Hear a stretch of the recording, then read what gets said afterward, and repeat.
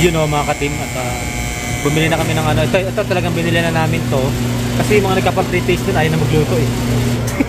Yung ano, yung paborito namin isa yung scallop. Nakaabang kasi. Ilang beses kami nagpunta ron, tapos nung kukuha uli kami hindi na nagluto.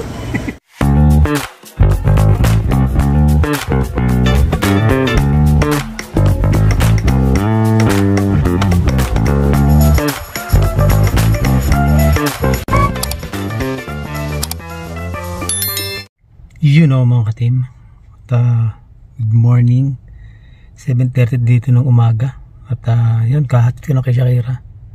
Nandito siya sa ano, sa Tim Hortons. Yan, bali doon siya sa ano, dyan siya sa window. Kasi bago ako pumasok ng ano, ng Coke, hinahatid ko na rin siya. Tapos pagtapos ko siyang ihatid, doon ako mag-uumpisa mag-merch. Kaya lang ngayon, simula kahapon hanggang ngayon wala pang schedule. Hanggang alas 7. Tapos ngayon natanggap ko yung schedule. Hindi naman tayo nabigyan ng schedule. Yun ang problema. Tapos nung minessage ko yung nag-schedule, Tuesday, Wednesday. Kasi Monday, Tuesday, Wednesday ako dun eh. Bali, naka-uniform na tayo. Kasi kung sakaling pagdating ko siya kaya bigyan ako ng schedule, diretso alis na ako. Kasi nandun ako sa area eh, para makabawas ako sa biyahe. Kaya lang, nung natanggap natin yung schedule, hindi tayo kasali. Kaya kinontak ko agad yung scheduler manager. Sabi niya Tuesday, Wednesday lang daw. Yun ang problema. Kasi ano ngayon part time lang tayo sa Coke eh. Hindi pa tayo talagang full time. Ang priority nila ngayon sa Coke, yung mga full time. Kasi may strike sa BC hanggang ngayon hindi pa tapos. May mga product na, tsaka may mga delivery na sa mga store walang delivery. Kaya yung mga katulad namin part-time, nababawasan kami ng oras. Hindi pa tapos eh, yung strike na ilang buwan na eh. Ilang buwan na strike na hanggang hindi pa tapos. Kaya may mga store dyan, minsan walang delivery. Minsan pagka meron naman silang backstock, papapasukin ka. Kaya lang minsan walang delivery, walang backstock. Wala kang gagawin dun. Hindi ko dyan nila bibigyan schedule. Tapos ang mangyayari ngayon yan, nung minessage yung nga, ang sabi sa akin, bibigyan daw ako ng schedule pag may nag-call and sick. Kaya waiting tayo ngayon. Ngayon naman nung nagbukas ako ng Uber, puro sa nandito tayo sa Northwest, puro dun sa Southwest, Northeast ang bigay. Ang layo, mga 30 kilometers, gano'n, mga 40 minutes. Kaya layo, sabi ko. Mamaya biglang tawagan ako, di ba? Ang tingin daw tayo ng parang call and sick ang hintayin natin. Kaya ganun. Parang patayin sa sa aeroplan, chance passenger lang tayo. Pag mayroon ng hindi ibigay sa atin. Yan, hindi ganun lang ang buhay yung sa mga bilang part-time, mas priority nila dito yung full-time. Kung sakaling yung kumpanya hindi nangangailangan ng tao, yung mga full-time lang ang may schedule. Kasi ganyan ako dati sa Burnbrae. May mga part-time doon na pag di kailangan ng schedule, sila unang nawawalan ng schedule. Yung mga kami katulad namin mga full-time, kahit paano, meron kami schedule. Yan ang patakaran dito. Kaya kailangan pilitin mong ma-full-time ka para tuloy-tuloy yung yung trabaho. Kaya lang kasi ngayon bago lang tayo, wala pa tayong 3 months eh. Kaka-probation ko lang dun sa katatapos ko lang ng probation dun sa Walmart. Kahit paano doon natapos ko yung probation doon, abang-abang lang tayo na ma-full-time tayo doon. At least doon hindi naman okay naman tuloy-tuloy naman doon kasi kailangan nilang tao ron eh. Wala namang strike doon eh. Parang ganoon eh. Dito sa Coke kasi may strike. Talagang ramdam mo yung may mga delivery naka-hold. Pag may mga naka-hold na ganoon, tatanggalan ka na, naka-schedule ka na pero biglang magulat ka, mawala schedule, mababawasan ka ng oras. Yan yung mga nagiging problema ngayon. Na hanggang ngayon hindi pa tapos. Doon sa BC yun, makikita nyo sa balita. Yan, kaya ngayon ito, naka-uniform na tayo, nag-aabang tayo. Para pag anytime palitan tayo ng sombrero, ng mag-gloves tayo, tayo doon, wala pang nag-call and sick. Kaya, pero bukas tsaka Wednesday sinigurado niya meron tayo schedule. Okay? Yun lang ang problema dyan. Pag part-time ka, pagka walang gaanong schedule, walang gaanong gagawin, isa ka sa mga hindi mabibigyan ng schedule. Kumpara mo doon sa pag nag full time ka na, walang problema. Kasi nung sa Burnbury ako nun, kahit mag-pandemic, hindi ako na schedule dun eh. Kasi nga full time ka. Yan importante dito, ma-full time ka rito para tuloy-tuloy ang trabaho. Yan natin ngayon, hintay-hintay lang tayo. Baka habang wala naman binibigay, baka uwi muna tayo sa bahay, abang-abang na lang tayo doon. At nagugutom na rin ako. Nagmadali lang ako kanina kasi alam ko, nakaraan kasi nung hinatid ko si Shakira, tsaka parang nagbigay ng schedule, dumire-diretso na ako. Ngayon wala eh. Bukas daw tsaka Wednesday. Okay, let's go. Lumipat tayo dito sa sa tapat ng McDo. Bali ang ginawa ko kasi yung Uber natin malayo yung mga bigayan. Doon yung kay Shakira. Magkakatabi na yan eh. Yan. Kaya pag kaya ikaw kung magkatrabaho ka doon sa Teams, pwede ka mag-ano rito. Yan ang ginagawa nila eh. Part-time ka rito, full-time ka sa Teams. Ano kaya? Full-time ka rito, part-time ka sa Teams. Kasi din naman masarap, di ba? Lalo pag winter, paborsa yan. Tim Hortons, McDonald's, ang trabaho mo dalawa. Yan ang ginagawa nila. Lumilipat-lipat lang sila dyan. Kaya yan maganda yung pag nag-umpisa ka, yan magkalapit. Lalo na pag kami snow, tatawid ka lang dyan. Eh pareho lang naman ang kulay ng pants niyan eh. Ang pabalitan mo lang dyan yung binakadamit. Yan ang ginagawa nila. Kaya si Shakira nagabalak din. Kaya lang syempre nag-aaral pa eh. Pero kung full-time, kung mag-full-time trabaho ka, ito maganda. Tim Hortons, tapos tatawid ka ng McDo. Double job ka na, di ba? Magkatabi lang. Walang gasto sa isang ride ka lang. Di ba? Yan ang maganda kung magaganoon kayo ng part-time ganyan. Kahit ako saan gusto ko yung ganyan eh. Kaya lang mababa ang minimum nila eh. Nasa 15 eh. Mataas na ang minimum natin eh. Nasa na tayo eh. Nag-range na tayo ng 20 up eh. 22 pataas na tayo eh. Kaysa bigla ka magbababa ng 15 eh. Hindi maganda.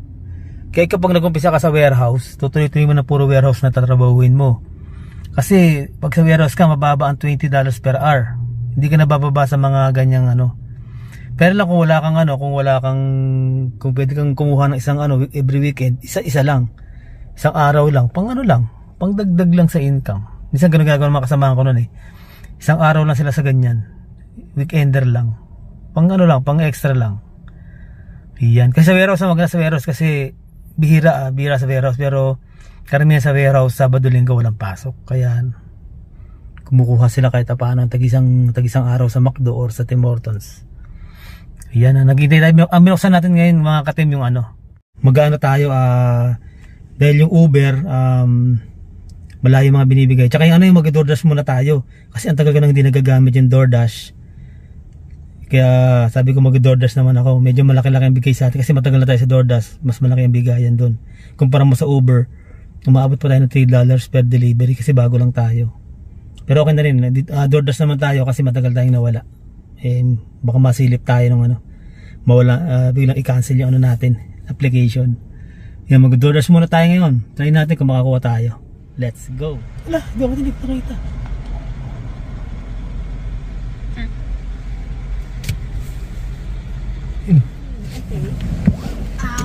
Wala. Kasama. Isang papasok, isang umuwi lang. Dalawang umuwi pala. Ay, tatlo kami. Sinundo sa work. Tatlo. Ako kauwi ko lang.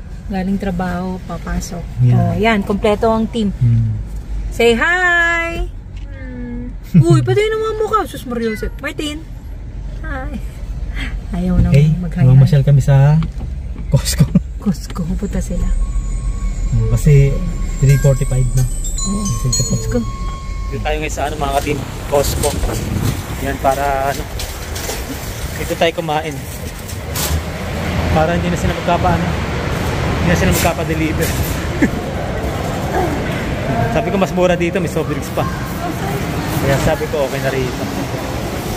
At papapicture pala ako rito ng magpaparenew na rin pala ako kasi kahapon isang araw hindi ako nakapag-renew eh. Sabi ko kay-stay yun dun. Nagkikwentuhan lang sila eh. Kahapon maraming tao. Sabi nga sana yan. Nakapesa na ba sila? Kailangan magpa-picture na ng yung mag-renew tayo ng card ng Costco. Kailangan natin yun. Importante mga ka-team. At bumili na kami ng ito talagang binili na namin to. Kasi yung mga nagkapa-pre-taste dun ayaw na magluto eh. Yung paborito namin isa yung scallop. Nakaabang ka. Ilang beses kami nagpunta ron. Tapos nung kukuha uli kami, hindi na nagluto. Yan. Kain muna kami. Pero marami na kami napilahan doon kanina. Eh, nakakaya naman. Yan eh. Ito, mura lang kasi rito. Pero mga light-light lang ang kainin namin. Ano kunin yan? Yung ano, tsaka yung soft drinks dito, mura lang. Ano, kasama na doon sa ano. Pag bumili ka ng hotdog. Okay. Ito, masarap to eh. Okay, kain muna. Uwi na tayo. Pag ganito araw maganda, walang gaanong tao. Dati madalas tayo sa ano eh, Tim Hortons. Ngayon madalas tayo sa Costco. Dati madalas tayo sa Tim Hortons, di ba? Kasi doon yung mama nila. Ngayon naman madalas kami dito sa ano. Kasi na-regular na siya rito, pero part-time pa rin naman. Kasi meron pa rin siyang ano eh, yung sa Great Way niya. Nasa ano pa rin siya, may license pa rin siya para doon sa ano, sa insurance. Yan, at okay. Makulimlim ah. Uwi na tayo mga ka-team. Ayan. Ba, daming dahon no. Yung mga lagas-lagas na siya. Yan lang ano dito. Papasok sa loob. Makapagwalis nga. Kasi pag binuksan mo itong pinto, lilipad lahat yan dyan eh. Yan, lagas na yung mga ano rito. Dito meron pa isang, matibay isang puno na yun ah. Hindi pa siya nalalagasan ah. Pero dito marami na, ayan oh. Sa Pilipinas, pag inipon mo yan, ang sarap sunugin no. Dito, kaya lang dito kasi bawal magsunog. Kaya ganun. Yun ang ginagawa ko dati pagkahapon, wawalisan ko yung likod namin no. Papaapoy tayo para yung lamok mawala. Ano na? Talagang original na ano, official na fall na talaga. Kaya kadalasan ganito na yung mga suot. Kasi ang suot mo yung ano, yung mga waterproof. Kasi ang karamihan ang fall, maulan yan eh. Pero ngayon hindi naman gaano. Pero maano siya. Masarap naman yung ano niya, yung lamig niya. Kasi mahangin siya pero yung, parang ano siya, parang warm yung ano niya. Hindi ganun kalamig. Kaya makapagpahinga muna at mamaya ano, sundin natin si Stay dun sa ano, sa Costco. Yung nga para sa hindi nakakaalam, si Stay kasi ano siya, diba ano siya, financial advisor. Hindi financial advisor siya. Siyempre nung nag-pandemic, hindi naman ganun kalakas na yung kliyente. Hindi gaya dati, nung hindi pa nagka-pandemic, malakas yung kliyente. Ngayon, siyempre, para magkaroon siya ng mga kakilala, ng mga magiging kliyente niya, nag-ano siya, yung nag-part-time. Nagkataon naman kasi yung isang subscriber namin na taga Toronto, yun nga sila Sibal family. Yan, shoutout sa kanila. Na si Donnie. Yan si Donnie, pinasok siya doon sa Costco. Kasi ang hirap pumasok sa Costco, 'di ba? Pinasok siya sa Costco, sabi namin, sige try natin. Kasi nung bago-bago lang kami dito, yan ang number 1 na gusto na i-apply yan, Costco tsaka Walmart eh. Kaya ginawa niya, nagsakto namang nung lumipat na rito, yun. Dalawa kami nag-apply. Kaya lang siya yung natawagan. Kaya, yun nga. Tinanggap niya. Ano lang naman siya eh. Seasonal lang kasi. Pag diyan ka sa Costco, ang apply mo dyan unang-una, seasonal. Every 3 months yan. Tapos, depende na lang yan doon kung i-absorb ka nila. Ang swerte ni Este, yung 3 months na probation niya, na regular na siya. Hindi naman nakalain eh. Sabi niya part-time lang eh. Diba? Parang pag wala lang siyang kliyente, di pasok siya ron 5 hours lang. Parang hindi kayo lagi nasa bahay. Kaya hindi ka parang maano yung ano mo, yung isip mo, di ba? Tapos magkaroon pa ng mga kakilala mo. Makapag-kliyente rin siya. Kaya nangyari, yun nga, natapos yung probation niya 3 months. Nawala siya sa akin eh. Yun, naging regular na siya sa Costco. Regular na part-time pa rin. Pero pwede siya mag-apply na nun. At least naging regular na siya. Maganda rin ang benefits ng Costco.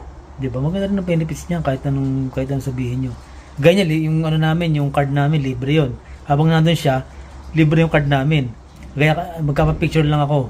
Mag-renew lang ako. Tapos, basta naka-name namin sa kanya. Yan. Yung, doon sa payroll, nakalagay yung mga name namin na magiging card holder. Yun. Sa isang araw pa yun kasi hindi namin alam na ganun pala proseso. Kala namin magkapa-picture lang. Yung pala hindi. Kailangan na i-register sa payroll yung mga pangalan na magpapaano sa card niya. Yun nga. Kasi maganda rin ng Costco ngayon kasi nga sa taas ng bilihin. Gaya nga sabi ko nakaraan sa vlog na yan yung warehouse ngayon na madalas nang ginapuntahan ng mga tao.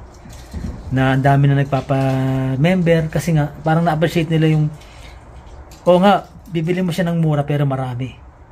Pag bumili ka ng isang piraso yun, pareho lang ng presyo ng marami ng Costco. Kaya ngayon, ang pinakasikat na ngayon yan, na warehouse na talagang dinadagsahan ngayon, Costco na talaga.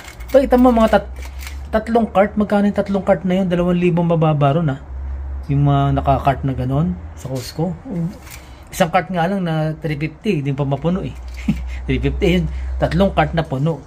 Kapag nakikita ni Sten, 2,250 yung mga binibili. Kasi nga sila, bultuhan sila. Lalo na pag malalaking pamilya, maraming bata. Costco talagang maganda. Kaya ganun. Yun nga, yung gagaya ng sabi namin, parang naging na siya. Na pwede siya mag 40 hours. Pwede siya mag-request ng 40 hours. Pwedeng part-time pa rin. At least nandun siya, na regular na, di ba? Tsaka maganda rin ang benefits nun, di ba? At least makakapag-kliyente pa rin siya. Kasi pag tumatagal, nawawalan ka na ng kakilala eh. Di ba?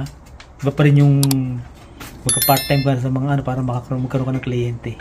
Yan, ganun. Tapos sa akin naman, yun nga, ako rin nauna sa akin kasi stay ng mga 3 weeks siguro. Ako naman ngayon, nakabasa rin ako sa 3 months probation. Yun, inabsorb na tayo. Tapos meron na tayong pre-boots. Yun ang maganda sa akin, meron akong pre-boots, yung pang work, yung meron siyang metal na nakalimutan. Na ko na yung ibig sabihin, basta pang work siya na pang warehouse. May libre na akong boots worth 175. Ang bibilin ko yung pang freezer. Kahit na lumagpas siya dun sa 175, aabonohan ko na lang. Importante ron, sapatos ko pang freezer na. Kasi yung sinusot ko sapatos, hindi siya pang freezer eh. Pang ordinary lang siya, pang ordinary warehouse lang. Kaya pag yung malamig na tumatagal, nababasa yung sole niya. Kasi pag nabasa yung sole mo, mababasa yung medyas mo. Pag nabasa na yung medyas mo, lalamigin ka na. Mamamanhid na yung paa mo. Kaya yun, sabi ko kahit mag-abono ko ng konti, at least may free na siya. Tsaka sure ka na-absorb ka na sa probation mo. Yun. Yan lang, naikwento ko lang sa inyo yung istorya namin ngayon. Yan yung istorya namin ngayon eh. Ang nangyari kasi, kung mag-i-stick ako dun sa pagaya ko, kung mag-i-stick ako dun sa Burnbrae, ilang years ako ron, yung income ko hindi lumalaki. Naka-fix lang yun. Oo, Monday to Friday ang pasok ko. Sabado, Linggo, okay. Kaya nang mangyayari kasi kung mag-Uber tsaka magdodordas ako na magdordas para maghabol dun sa income, kawawa yung sasakyan. Buti na lang ito na ipasok ako sa Cook. Yung Cook kasi parang nagdodordas ka rin dyan. Pupunta ka sa mga store, may ibang store. At least yung biyahe mo ganun-ganun lang. Hindi yung minuto bumabiyahe ka, umaandar ka, napapagod yung sasakyan. Yung maganda sa Cook, buti na ipasok din ako na 3 days. Ito ko eh. Baka mag-3 months na rin yata ako sa Cook. Nauna lang ako ng konti doon sa Walmart tapos nag-Cook na ako. Kaya naging okay. Kasi pag ganyan na nag-stick ka lang sa isang trabaho, tapos alam mo namang yung income mo, hindi naman, yung income mo, tulog na, ganun na. Na parang hindi naman nadadagdagan. Tapos yung trabaho mo parang hindi ka na masaya. Diba? Ang number 1 yan yung pag hindi ka na masaya. Diba? Hindi ka na masaya sa paligid, hindi ka na masaya sa environment niya, hindi ka na masaya sa management, hindi ka na masaya sa kasama mo. Yung maghanap ka na ng ibang ganyan. Sinuwerte tayo na Walmart pa yung nakapalit. Diba? Walmart tsaka Coke ang nakapalit nung dati nating trabaho. Na 4 years tayong nagtiis doon na hindi naman nag-i-increase yung sahod, diba? Itong mga to nag-i-increase ang sahod. Tsaka starting nitong mga to, kung ano sahod ko doon sa dati ko, yun yung starting ko. O diba? Sa loob ng 4 years ko ron, hindi tumaas yung ko eh. Dito, starting ko ganun, tapos taas pa siya every 6 months sa mga taas. Kaya yun ang naging maganda. At pasalamat tayo at salamat kami sa Diyos na itong 2023 na dumating yung January, talagang talagang down na down kami talaga. Down na down kami. Grabe yung down namin nun. Walang pumapasok na pera sa amin, tapos may papasok sa amin pera, abono pa. Kaya ngayon medyo unti-unti inaayos namin kasi nag-iba na yung routine ng namin, trabaho namin eh. Hindi na siya yung nakapix yung income eh. Kaya ngayon pwedeng kung uwi ako na maaga sa Coke, pwede akong sumingit ng mga 2 to 3 hours sa pang gasolina, DoorDash or Uber, di ba? Yun yung mga buhay natin, yung mga kailangan dito, ano eh, yung diskarte mo, madiskarte ka. Huwag kang yung mag-aano lang sa isang ganon. Kasi kaya nga tayo nandito sa ano eh, kaya tayo nandito. Kasi nung nasa Pilipinas kami, kung wala kami sa Canada, baka parang homeless kami sa Pilipinas eh. Hindi naman kami mayaman eh. Di ba? Kasi hindi naman tayo nakapagtapos ng... Hindi ako nakapagtapos. Kasi nakapagtapos yan eh. Sa akin, ano ako eh, parang undergraduate ako. Siyempre, baka hanggang ngayon, baon kami sa utang. Yung bahay namin, maliit lang. Yung parang 1 kwarto lang ang bahay namin. Baka hindi namin mapagpaaral ng mga bata. Kasi mangyayari dyan, baka nagkatrabaho sila, hindi na sila nag-aaral. Kaya yun ang pasasalamat kami sa... At nakapunta kami sa Canada at nagpapasalamat kami at hanggang ngayon nandito ka nakapagbili kami ng bahay, kotse, nakapag-aral yung mga bata, di ba? May mga trabaho kaming maayos. Kaya nagpapasalamat kami. Yan yung mga tiis-tiis lang to sa mga pagsubok. At least kahit paano, yun yung sinasabi namin na palagi niya kaming binibigyan ng pagsubok. Hindi tayo bibigyan ng pagsubok. Basta kumilos ka lang, alam ng Diyos na kakayanin mo.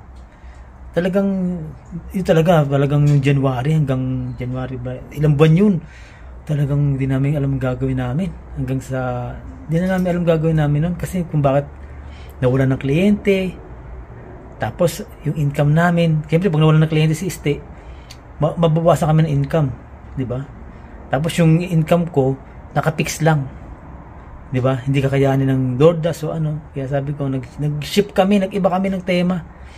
Pinagdasal namin na matanggap kami sa mga bagong trabaho. Ito nangyari na nga, di ba? Kaya nagpapasalamat kami. Kahit na, sa akin, aminin ko, 2 trabaho ko halos eh. 6 days yun eh. Monday, Tuesday, Wednesday, Thursday, Friday, Saturday. Siyempre yung Saturday, pasok ng linggo yun eh, sa overnight. Kay linggo, kalahati ng linggo tulog ako. Tapos noon linggo, pahinga lang ako ng konti, wala lang ako ng overnight noon. Kailangan bukasan coke naman. Yan, parang... Baga sa oras, segundo lang yung paano ko eh. Segundo lang yung pahinga ko. Kaya pagka maaga ako sa cook, nakakapagpahinga naman ako. Hindi tayo sumasagot kasi kailangan pa rin yung kalusugan natin. Yan, ikwento ko lang sa inyo mga ka-team kasi parang parang kayong mga viewers namin, mga subscriber, mga nagko-comment, mga nanonood sa video namin, bahagi na kayo ng buhay namin. Kaya kailangan nalalaman nyo rin yung mga kung ano yung meron kami, kung ano yung mga nangyayari sa amin yan. Kaya nagpapasalamat kami sa inyo. Kundi dahil sa inyo baka ma-stop na yung hindi na kami mag-vlog. Ganun. Hindi, gusto lang namin share din yung Hindi naman porket nasa Canada ka habang buhay ka parang habang buhay na maganda buhay mo. Hindi. Parang nagkakaroon ka rin ng up and down eh. Ganun. Kaya nga inaayos na namin siya. Kaya ganun, kailangan parang yung mga bayarin namin ng bills inaayos na namin kasi parang stable na kami sa mga trabaho namin. Yan, nagkasalamat kami, thank you Lord at yun, stable na kami sa mga trabaho namin, maayos na namin lahat. Parang next year hindi na nangyari namin akala nga namin malas tong 2023 sa amin yun yung sabi na parang mabigat yung 2023 sa atin yun pala parang sinubukan lang kami. Alam mo, napapasin ka ganyan naman may pagsubok pero hindi tayo bibigyan ng pagsubok kung hindi natin kakayanin. Yun lang. Dasal-dasal lang. Tapos, kahit ano mangyari, magdasal pa rin. Kung mababa yung lumulugpok tayo, aangkat din tayo. Parang ganun. Parang ang buhay namin, parang gulong pag gumugulong, tataas baba. Ngayon sana, magtuloy-tuloy na siya na puro pataas na. Yan. Sige, mga katima, sinare ko lang sa inyo. Kaya ganun, yan medyo nangalay na ako, nangalay na ako. Yan, at maraming salamat sa mga viewers, sa mga silent viewers, sa mga nagko-comment, sa mga hindi pa nakasubscribe dyan, pero matagal na namin viewers, maraming salamat pa rin. Pero pasubscribe na rin, para makita tayo ni YouTube, ma-recommend tayo ni YouTube na nakikita niya na marami na tayong community, may recommend niya tayo. Yung lahat ng sinishare namin, i-share natin sa malawak na, sa buong mundo, parang ganun, yan. Yan, maraming salamat sa mga araw-araw nagko-comment, maraming salamat. Kilala na naman nila kung sino yung araw-araw nagko-comment, maraming salamat. At yung gusto magpa-shoutout, sabihin nyo lang po, shoutout. Yan. At bukas naman uli, at ano oras na rin, papahinga tayo.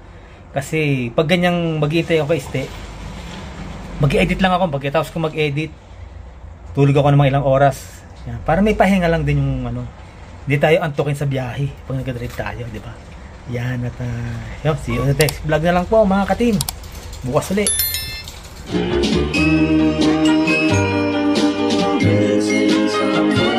Missing someone